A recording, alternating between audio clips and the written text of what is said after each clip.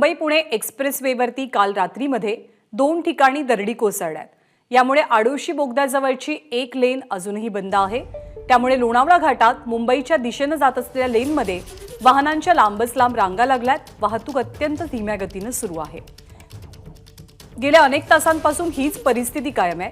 काल रात्री आडोशी बोगदा आणि लोणावळ्याजवळ दरडी कोसळण्याच्या दुर्घटना घडल्या। आपले प्रतिनिधी नाझिम मुल्ला सध्या आपल्या सोबत आहेत।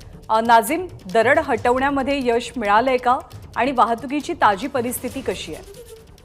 यंदा सुरुवातीला रात्री 10:30च्या सुमारास आडोशी बोगद्याजवळ दरड कोसळलेली होती। ती दरड 2:30 वाजेपर्यंत हटवण्यात आली। 2 लेन सुरू करण्यात आल्या। मात्र त्यानंतर काही वेळामध्येच लोणावळ्याजवळ सुद्धा दरड कोसळली।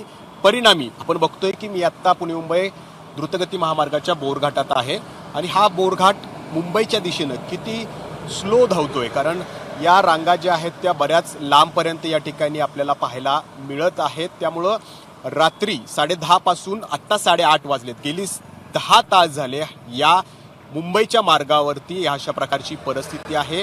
ही वाहतूक पूर्णपणे या ठिकाणी विस्कळीत झालेली आहे आणि त्याच्यामुळं अशा प्रकारच्या वाहनांच्या रांगा आपल्याला पाहायला मिळत आहेत। सकाळी आपण पाहिलं होतं की उर्से टोल नाक्याजवळ लांबच्या लांब रांगा लागलेल्या होत्या, त्या काही वेळाने सुरू झाल्या आणि ती सगळी वाहतूक आता या ठिकाणी येऊन या बोरघाटात या ठिकाणी अडकलेली आहे। यामध्ये अनेक चाकरमानी आहेत ज्यांना मुंबईमध्ये आपल्या कामावरती पोहोचायचं आहे, परंतु ते वेळेत पोहोचू या ठिकाणी शकत नाही आहेत। अनेक एक्सपोर्ट करणारी वाहनं ज्यामध्ये मटेरियल आहे ते सुद्धा या ठिकाणी वेळेत त्या ठिकाणी पोहोचणार नाही आहेत, कारण ही अशा प्रकारची परिस्थिती गेल्या काही वेळापासून आहे।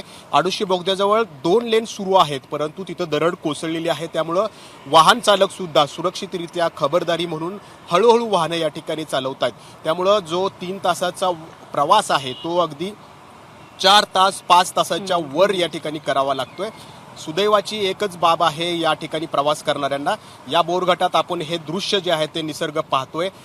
अतिशय दाट धुकं या ठिकाणी आहे, घनदाट झाडी आहे आणि या निसर्गाचा आनंद त्यांना या ठिकाणी घेता येतोय। परंतु ओढ आहे, टेन्शन आहे की आपण मुंबईमध्ये आपल्या कामावरती कधी पोहोचू, ह्या टेन्शनमध्ये हे सगळे प्रवासी जे आहेत ते मुंबईच्या दिशेने निघालेले आहेत।